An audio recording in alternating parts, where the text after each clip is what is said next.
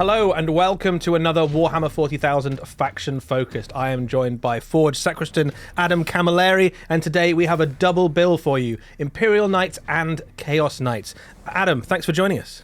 My great pleasure and honor to be here talking about two of my favorite armies in the meta at the moment. So two armies that play in a similar sort of way, but obviously with some differences. How are Titanic armies going to play in the new edition?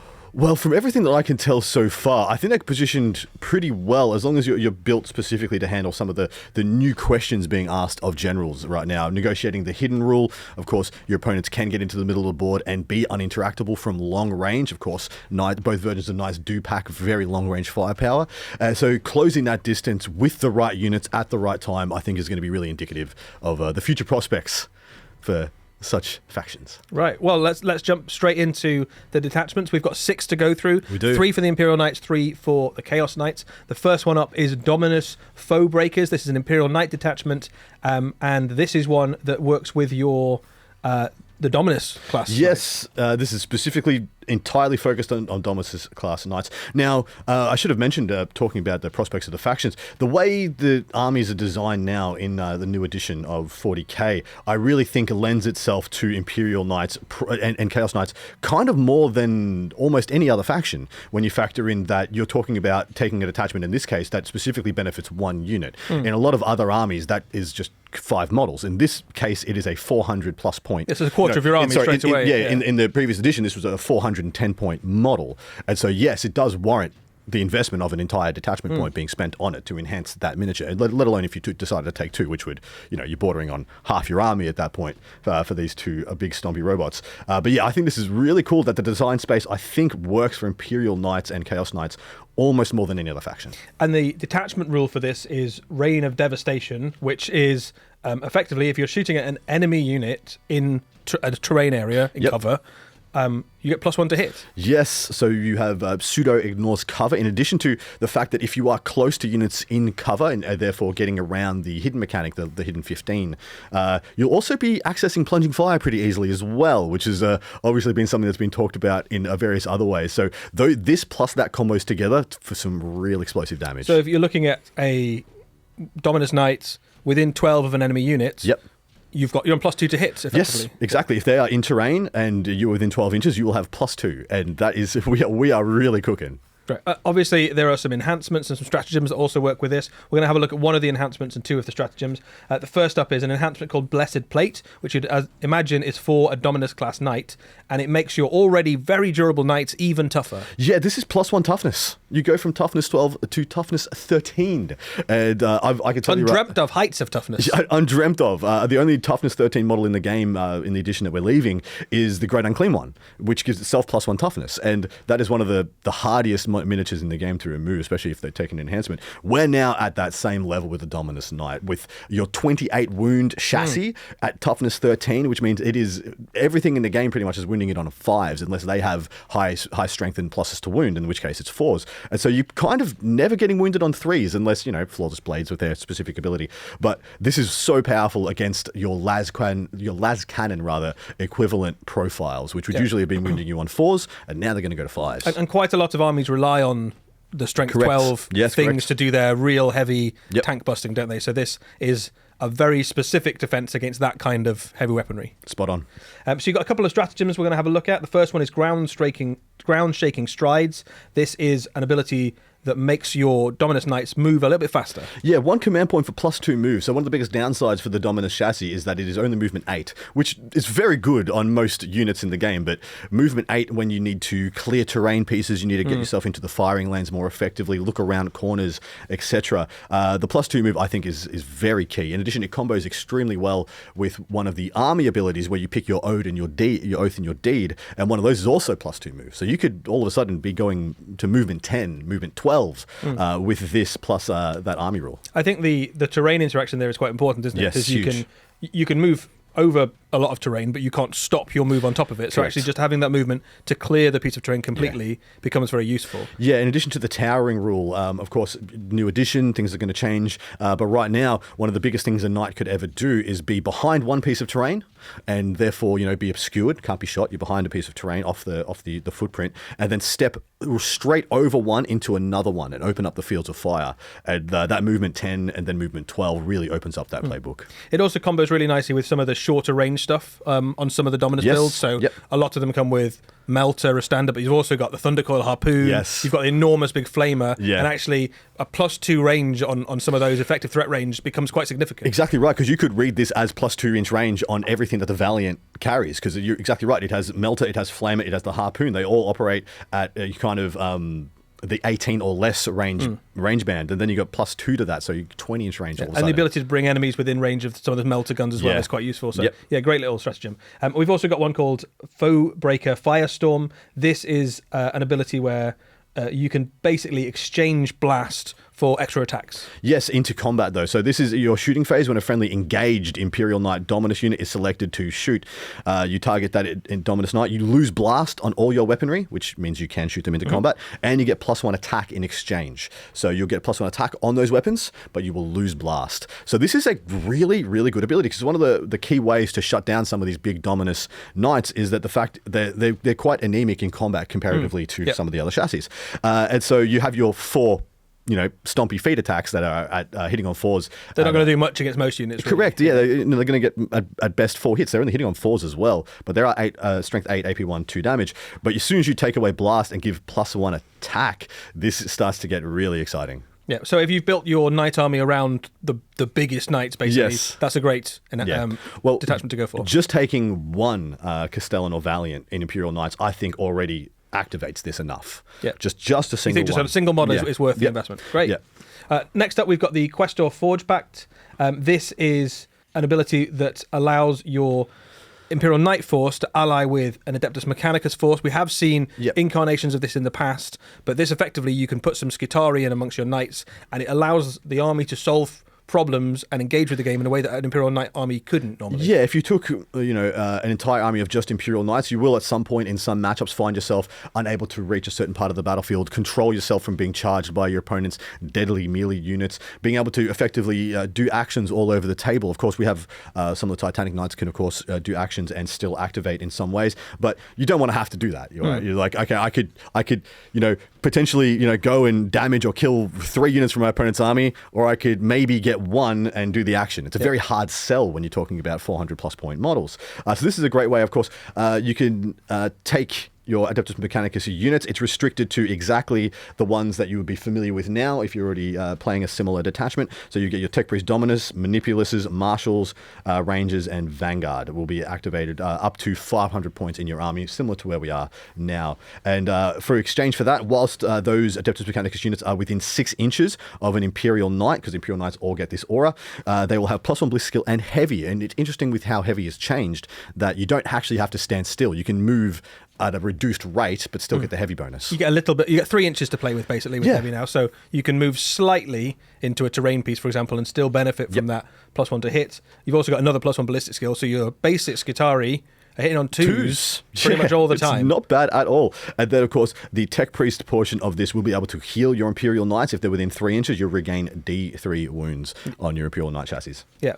There's also a bunch of enhancements and stratagems. So one of the enhancements we're going to look at is Magos Questoris. This is an enhancement for a Tech Priest in the army, and it makes that healing ability even more effective. Absolutely is. So when using this model's Sacrosanct Pledge, so when using the heal ability on the Imperial Knights, you'll hear an additional 2 wounds. So D3 +2, minimum 3, up to 5. And when we're talking about, say, an Armiger that you're healing, that's up to a third of its health. It's 14 wounds. It's over a third if you high roll that. Or, theoretically on a 26 wound Questoris chassis, that is a fifth of its wounds coming back. That is very significant. There is also a bunch of stratagems that allow these units to synergize together. Vengeance of the Machine Cult is the one we're going to call out, which is effectively, if one of your knights is destroyed, the Adeptus Mechanicus portion of your army gets bonuses against the unit that destroyed it. So a very familiar ability you would have seen from a previous version of a similar ideology detachment, where once one of your Imperial Knights Titanic units is destroyed, you can mark them for 1 command point, the unit that did the destroying, and then your Adeptus Mechanicus portion of your army will get full rerolls to wound against that. When you factor in that the Adeptus Mechanicus portion can be hitting on 2s with full rolls to wound. Even Rangers and Vanguard units start to look pretty threatening. I mean, the Rangers and Vanguard, they bring some quite effective special weapons to the field, right? Yeah. So they've got like some... there's a lot of plasma in those. Plasma calibers, yeah, and you've also got the grav equivalent guns where you have the anti-vehicle portion, and having anti-vehicle and then rerolls to wound is very powerful. Yeah, so that's great. Right, moving on to the next one, which is an Armiger heavy detachment. This is Throne Bonded Outriders, and this effectively is a series of buffs for the Armiger portion of your force. Correct. So what happens here is Armiger units that are affected by a bondsman ability will have ignores cover, so essentially +1 to hit when targeting things that are in terrain. Quite powerful. It comes with the Armiger tag, so meaning you won't be able to combo it with any other Armiger-esque builds. So this is, but it's already quite good. Yeah, so we've talked about it already. Ignores cover is a great ability in your new edition. Cover is probably a more significant factor in most games than it is in the current edition. Yes, it is. So it was in the current edition. It was almost like a blanket. If you are playing appropriately, you will have cover versus your opponent's army. You could also assume, unless you have ignores cover, your opponent just will have cover, and so you just had to guess that everything was more durable than it looked. Whereas now you have a lot of ways to mitigate cover, and cover is a little less impactful to some armies than others. And I think Imperial Knights would have been quite harmed by it, because of course you have a huge deluge of shots from a single activation, and so if you're shooting into everything in cover, you can find quite a large percentage of your output cut down by that -1 to hit. Yeah. So looking into the enhancements, we've got one called Ancestral Overbleed, which is an upgrade, which means you can put it onto a non-character unit like an Armiger, and effectively allows you to fire Overwatch or heroically intervene for 1 less CP. 1 less CP, which means you could theoretically use this for 1 CP to charge your opponent in their turn within 6 inches without anything having to be needed charge for the second tick of the Heroic Intervention stratagem. And then, of course, you get to Overwatch, do that snap shooting ability for free. Now, why I really like the new direction of design with detachments is that usually you couldn't really put enhancements on Armigers. They weren't characters, unless it's specifically said in the detachment that, I get to upgrade Armigers to become characters, like there was for a previous War Dog detachment, base detachment. The new change to having enhancements be upgrades for units as well really increases the design space for Armiger based armies. Yeah, so you can imagine you position an Armiger to kind of watch an objective, waiting for the enemies to either move onto it and overwatch them, or move onto it and sort of countercharge into them. So you can use that to help into your objective play. Also helping you with that objective play, you've got Neural Lash, which is a way to unbattle shock one of your Armigers. Yeah, so one thing that is true about both versions of Imperial Knights and Chaos Knights, they're a relatively low leadership army, as in by low I mean high. So they come in at 7 and 6 as their two basics. Your big knights are still only leadership 6, and then your small knights, your Armigers, your War Dogs, etc., leadership 7. So they fail half the time almost, a little bit less than half the time. And then once you're battle shocked, unbattle shocking becomes a chore and becomes hard, especially when you're talking about units that are, OC6 for a single model. These are quite impactful things you need to be going and doing actions in the spread of your army. These are the pieces you need to be doing actions with. And so, if they're battle shocked, you can't really use them to generate a score.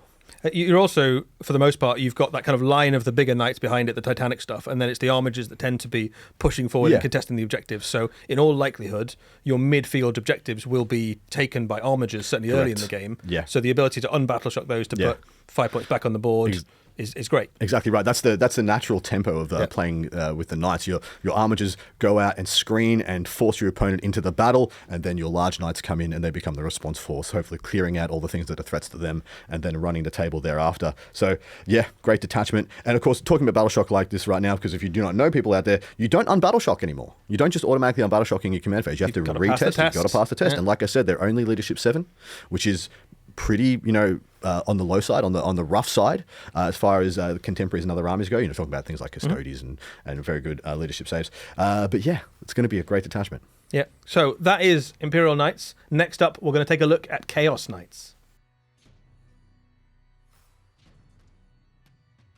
The first detachment for Chaos Knights is Bastions of Tyranny, and much like we saw a detachment for the larger Imperial Knights. This is a detachment for the big Knights of the Chaos Force. Yes, this is for the Knight Tyrants. You'll see some mirrored, kind of a mirrored detachment to one of the first one we covered for Imperial Knights. This is really supercharging those Knight Tyrants. Yeah, so effectively, this is an ability that you can use army-wide across your Knight Tyrants, which means that if you target a battle-shocked enemy unit, you get +1 to hit. And obviously, the Chaos Knight army has a range of things that interact with battle shock already. Very much predicated on making units be battle shocked to generate value and power from the army rule, that being that beautiful table where you select your abilities. And yeah, if you're targeting battle shock units, of course, battle shock is already, as we mentioned previously in this faction deep dive, that battle shock is such a more powerful ability now, and Chaos Knights are one of the armies that are exclusively placed to make the most of it. Yeah, they're already really well placed, aren't they, as a force? So battle shock, anything that interacts with battle shock immediately becomes better in the new edition because you can't unbattle shock. So Chaos Knights already in a great place. This detachment builds on that. Yeah, so one of the great things about how Chaos Knights were going to be working until 11th edition is that if you are able to battle shock things, Chaos Knights already have so many rolling debuffs that give you negatives to your leadership test. So when you go to check to be unbattle shocked, you're much less likely to become unbattle shocked. So they can keep you battle shocked turn after turn after turn, theoretically, and it's going to be up to the savvy opponent to try and work around that. But from the Chaos Knights point of view, this is brilliant because I don't have to try and earn this every turn. I can just try and pop a bunch of battle shocks out, see what remains battle shocked and what isn't, and then apply my abilities to the ones that are. Yeah. Looking at the enhancements for these, we've got a couple to look at. First off, we've got Hate-Filled Dominion. This is an ability for a Knight Tyrant, and when you roll to determine the attacks of a weapon, you can reroll.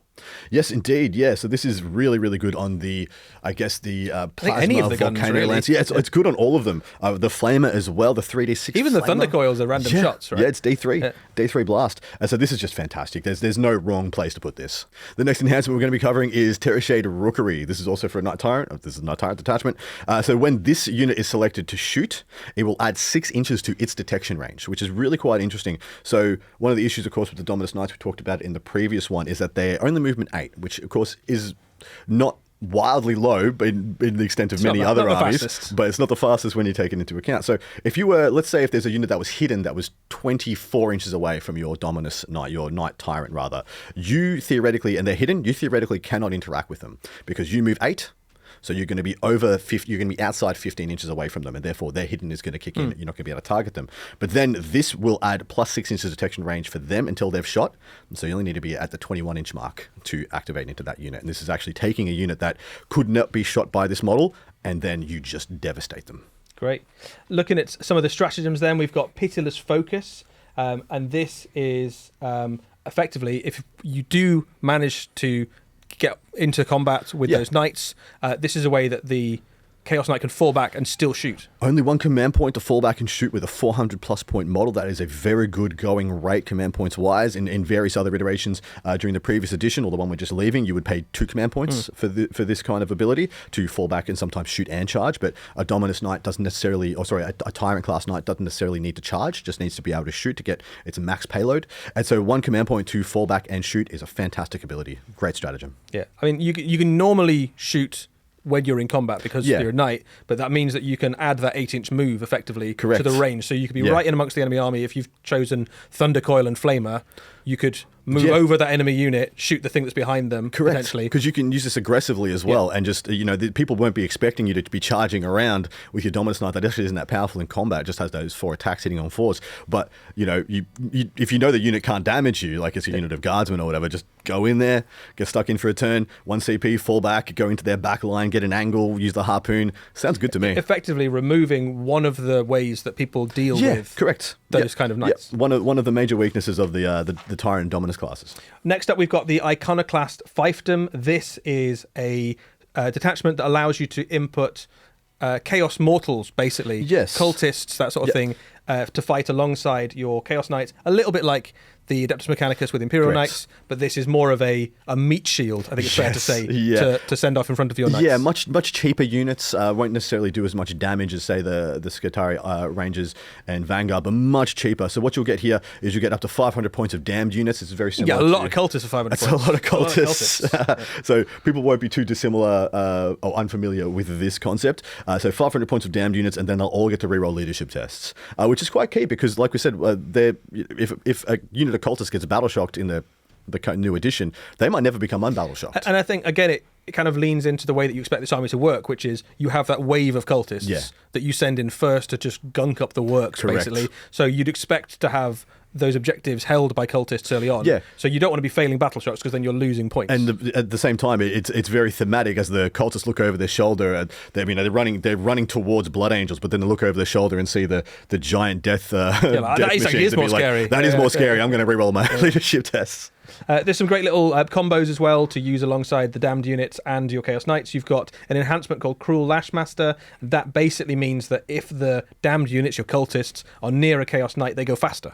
Yes, they'll get plus 2 inches to either their normal advance or fallback move. Not bad at all because it's on the Chaos Knight, so you can move the Chaos Knight to be in range of the damned unit before you fall the back, before you move them or advance them. So you really get to take this ability and shift it around as you need it in order to launch your damned units closer to your opponent or wherever they need to be. And that applies to all the damned units as well. Correct. So it's as many that are in range. Yeah, so it's not plus 2 move to one unit, it's plus 2 move to everything that's in range of your large within 6 inches, and it is a big base. Potentially all of those 500 points worth of stuff. It's a lot of real estate. Yeah, so there's a stratagem which is called Dark Sacrifice, which is effectively a way of trading Chaos Cultists for wounds on your knights. This is kind of big. So this is 1 command point in your command phase. A friendly damned unit within 9 of a Chaos Knight. That isn't an Accursed Cultist unit, so you can't get a Feel No Pain. But essentially, D3 plus 3 of that damned unit will die, but you will get that many wounds back on a Chaos Knight. So you're exchanging a toughness 3, no save wound Chaos Cultist for potentially, a toughness 12 wound with a 3-up save and an invulnerable save onto a Knight Tyrant.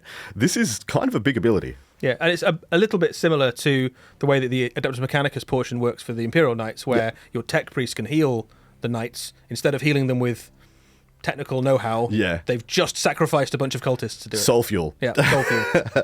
And we in the Adeptus Mechanicus version, you have to take a character in order to heal. You have to have a Manipulus or a Dominus. Whereas this is just the same chattel cultists. It really encourages you to just go with the lowest common. Yeah, lower to as low to the floor as you can. Yeah. Last up, we've got the Hunting War Pack. This is effectively a War Dogs themed detachment that you can add into your Chaos Knights, and it makes the War Dogs better at hunting down enemy units. Correct. So once per battle round per army in your shooting phase, you can select 1 visible enemy unit within 12 of a friendly war dog, any friendly war dog, and then you'll get plus 6 to the detection range. Now plus 3, we've seen a lot of versions of plus 3 detection range. It's a very strong ability, but getting plus 6, it's only against 1 thing per turn. It's actually quite big though. Again, it kind of plays into the way you expect these armies to work, which is that you have your war dog screen. So you can imagine your tyrants and things further back. The war dogs run forward. They're right there. The rest of the army can kind of focus on it and eliminate that enemy unit. Yeah, and I like the way that this works because you want to have like little,